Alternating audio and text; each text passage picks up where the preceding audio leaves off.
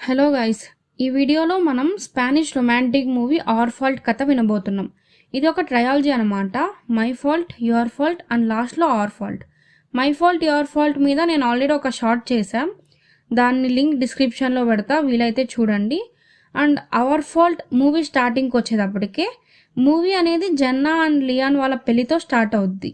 వీళ్ళిద్దరూ Nick and నోవాకి common friends అనమాట. నిక్ అండ్ నోవా సపరేట్గా వాళ్ళ లైఫ్స్లో బిజీ ఉంటారు. నిక్ లండన్లో వాళ్ళ కంపెనీ చూసుకుంటూ ఉంటాడు అండ్ నోవా చిన్న చిన్న జాబ్స్ చేస్తూ సెటిల్ అవుతూ ఉంటుంది. సో వీళ్ళిద్దరూ మళ్ళీ జెన్నా వెడ్డింగ్కి కలుసుకుంటారు. నోవా ఎయిర్పోర్ట్లో వస్తున్నప్పుడు సైమన్ అనే అతనితో పరిచయం అవుతుంది. సైమన్ నోవా నంబర్ కూడా అడుగుతాడు, కానీ నోవా ఒప్పుకోదు. తర్వాత ఇక పెళ్లి దగ్గరికి వెళ్తారు.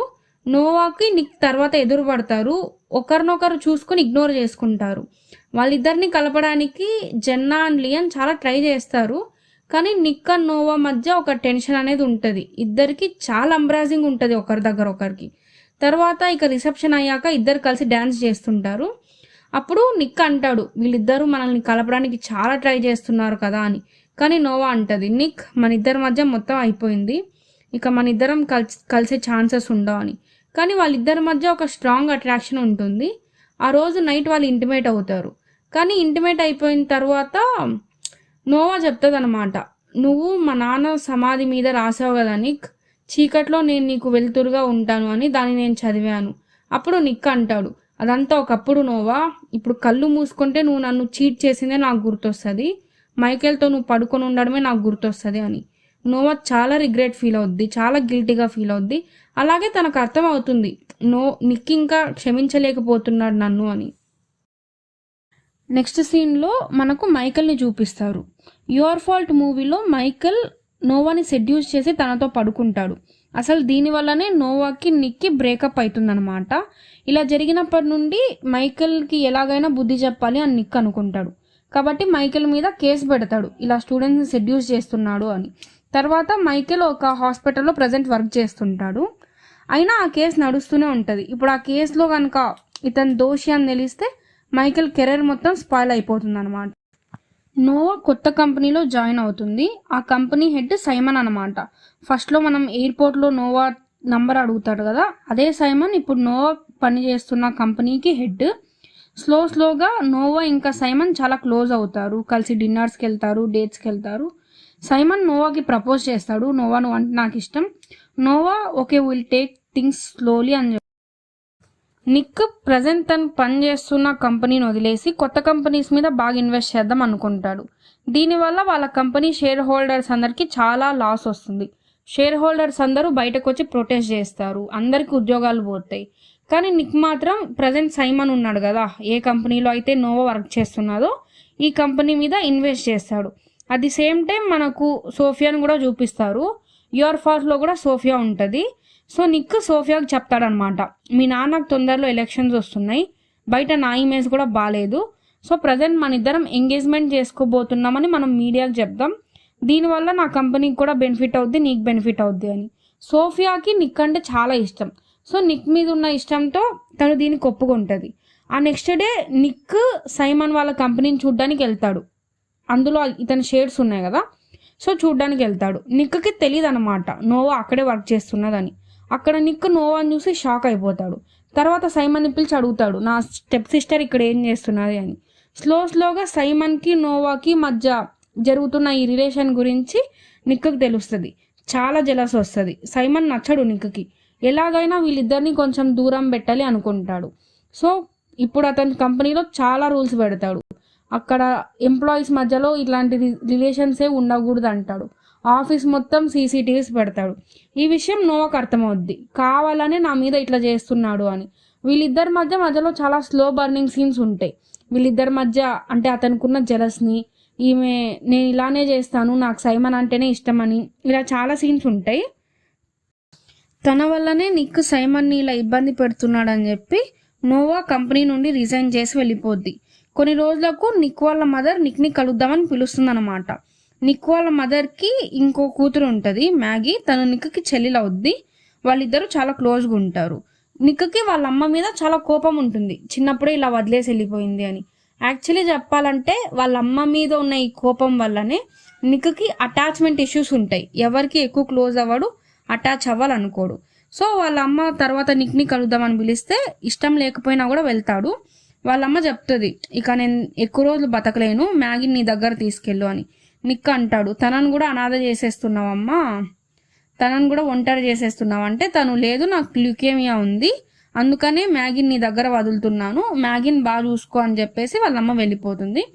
కొన్ని రోజులకు ఇంకా తను చనిపోద్ది. తను చనిపోయిన తర్వాత ఫ్యూనరల్కి నోవా మళ్ళా కలుస్తుంది. నోవా నిక్ మళ్ళీ కలుస్తారు. మ్యాగీ కూడా అక్కడికి వస్తుంది. సోఫియాకి నిక్ అంటే ఇష్టం, కానీ నిక్కి నోవా మీద ఎక్కువ ఇష్టం ఉందని చెప్పి సోఫియాకి నోవా మీద కొంచెం ఎన్వి ఉంటుంది. ఇంకా అక్కడ మ్యాగీ నోవాకి చాలా క్లోజ్ అవుద్ది. ఇదంతా చూసి సోఫియా కొంచెం ఇబ్బంది పడుతుంది, తట్టుకోలేదనమాట. ఆ రోజు నైట్ నిక్ చెప్తాడనమాట నోవాకి, నేను ఇట్లా ఒంటరిగా పడుకోలేను, ఈరోజు నువ్వు నాతో ఉంటావా. ఆ రోజు మళ్ళీ ఇంటిమేట్ అవుతారు. నెక్స్ట్ డే మార్నింగ్ ఇంకా నోవా దూరంగా వెళ్ళిపోవాలనుకుంటుంది వీళ్ళందరికీ. సో అలా దూరంగా వెళ్ళిపోద్ది. తర్వాత నోవా ఇక నిక్ వాళ్ళందరినీ వదిలేసి దూరంగా వెళ్ళిపోవాలనుకుంటుంది. అలా కార్లో వెళ్తున్నప్పుడు తను స్పృహ కోల్పోతుంది అనమాట. అప్పుడు తనకు అర్థమవుద్ది నోవా ప్రెగ్నెంట్ అని. హాస్పిటల్లో జాయిన్ అయితే ఇలా నువ్వు 4 months ప్రెగ్నెంట్ అని చెప్తారు. సో నిక్ వల్లనే నోవా ప్రెగ్నెంట్ అయి ఉంటుంది. తర్వాత ఇదే విషయం సైమన్కి చెప్పి సైమన్తో విడిపోతుంది. సైమన్ ఇక కంట్రీ వదిలేసి వెళ్ళిపోతాడు. అదే హాస్పిటల్లో మైకల్ వర్క్ చేస్తుంటాడు. మైకల్కి తెలుస్తుంది ఇలా నోవా ప్రెగ్నెంట్ అయింది, నిక్ వల్ల ప్రెగ్నెంట్ అయింది అని. సో ఆ రోజు తర్వాత సోఫియాని పిలిచి సోఫియాతో ఒక డీల్ మాట్లాడతాడు. ఇలా నోవా నిక్ వల్ల ప్రెగ్నెంట్ అయింది, ఇదే విషయం బయట తెలిస్తే మీ రెప్యుటేషన్ మొత్తం డ్యామేజ్ అవుద్ది, నిక్ కూడా నీకు దక్కడు, నోవాతో ఉండిపోతాడు. సో నా మీద పెట్టిన కేసు మీరు వాపస్ తీసుకోండి, ఈ విషయం బయటికి రానికుండా చూసుకుంటాను అని చెప్తుంది. తర్వాత సోఫియా వెళ్ళి నిక్ని కలుస్తుంది. నిక్ సోఫియాతో హ్యాపీగా ఉండలేడనమాట. నిక్ చెప్తాడు, నేను హ్యాపీగా ఉండలేకున్నా మన ఇద్దరం బ్రేకప్ చెప్పుకుందామని. సోఫియా క్యారెక్టర్ ఇక్కడ నాకు బాగా నచ్చింది.